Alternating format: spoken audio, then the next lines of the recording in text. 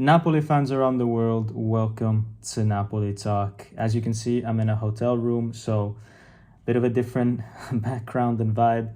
And apologies, I couldn't make a video or go live last night, but work got a little bit in the way. It's not because Napoli lost. In fact, I would have loved to have a bit of therapy and dissect what went wrong in this game with you guys, but I'm doing it now. Hope you guys appreciate that and smash the like button, not because Napoli lost, obviously, but for your fellow Napoli fans suffering right now. Look, I just want to put things into perspective right off the bat. This was a game that most likely we were going to lose anyways, right? So it's fine. It's fine to have lost this. It's not a big drama. It's not a big deal. In fact, I think that 2-0 is even a perfectly reasonable result. 11v11, and we walk away with maybe more conviction than before that this is a solid team, because for 60 minutes Man City really struggled to break us down, and we had not been tested like that defensively so far this season, maybe a little bit with Fiorentina. So the questions that I had at the start of the season was, defensively, is this team still solid?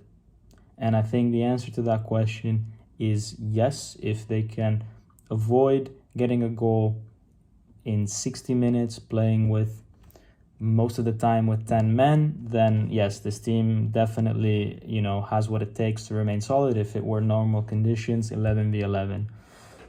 We can't really analyze the game much more than that, right? Now we can talk a little bit about the more kind of personal stories. So De Bruyne coming back to Man City. Obviously, that was a huge talking point, and it's a shame. Really is. I feel bad for the guy that he only got a chance to play 20 minutes, but look, that's football. Like, we cannot put emotions into this.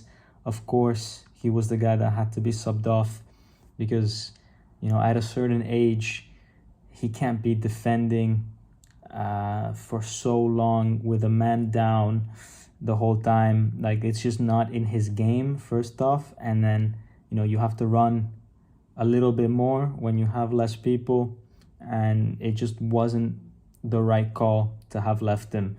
Some may say, well, without De Bruyne, you don't have that offensive spark in case something happens, in case you get a counterattack, in case whatever. But look, I think the idea and the priority was to make sure that we don't lose this game 4-5, 6-0. Because you never know when you play against Man City, let alone with 10 men. So I think that's the right choice. Now, let's get into the main topic, which is the whole Lorenzo red card. First of all, correct red card. Last man, didn't get the ball, fine. No scandal there.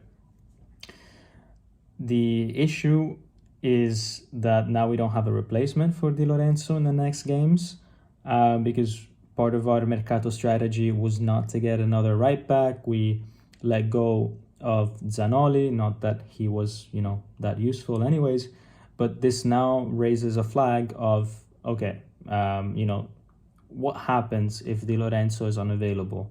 Do we put Spinazzola on the right? Do we do this? Do we do that? We don't really have a proper replacement, no? And it's going to be interesting to see how we resolve it, and if this maybe kicks off something for the January transfer market in terms of, okay, we need to prioritize this position in January, or maybe it's the Anguissa position, whatever. But the reason why I say that, and you might think this is a bit extreme, Dom. No, I mean, it's just one red card and you're thinking about January, and yeah, I am, because I hate to say it, but when the situation, especially in European context, gets a little bit more difficult, a little bit more pressure, a little bit, Di Lorenzo in recent years has struggled a little bit. And I hate to say it, I've got the guy's signed t-shirt in my background wall, usually not here, obviously, because I'm in a hotel. But look, I love the guy, and I think he's great, and I'm so thankful for the 2 Scudettis. But against Nico Williams in the game against Spain with Italy, and 2 years ago when we faced Real Madrid at home, he made that back pass that led to Real Madrid scoring.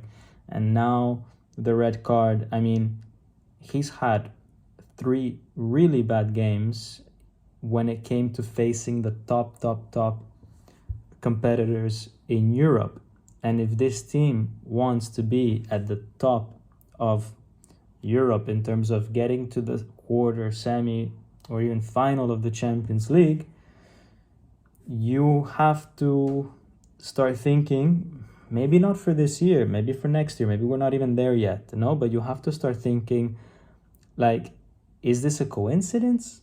Or is there some kind of limitation in terms of character, in terms of feeling too much pressure, whatever the case may be with Lorenzo? I'm not going to make a big conspiracy theory or a big hypothesis or PhD about this, but I wouldn't be doing my job if I didn't highlight these 3 separate moments, these 3 clues, let's call them like that, could you call someone crazy for coming to that conclusion? I don't know. Let's wait and see what next performances against the top teams will say about him. Obviously, he's going to have more chances this year to prove himself and to make up for it. But just something to think about. Maybe not for this summer or for this winter, but, in the next few windows, for sure, this has to be addressed at some point. Also because of age reasons. But, guys, anyways, I'm not going to, crucify the guy too much. All I want to say is good job to the team, good job to Conte.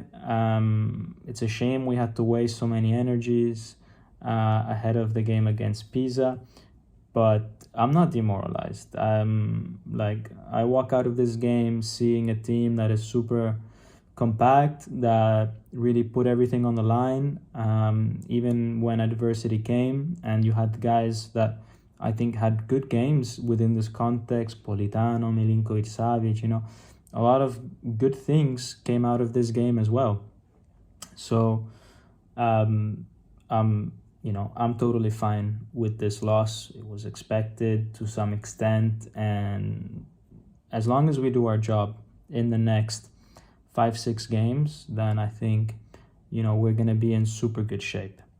With that, guys, I just want to remind you, for those that have signed up to the Napoli Talk Predictor game on Superbrew, to put in your match predictions for the Serie A round. For those that want to join, you know what to do. Become a member of Club Partenope and look at the post on the community that has been shared last week for your password to enter the league. With that, guys, have a good rest of the week. And as always, Forza Napoli sempre. Ciao.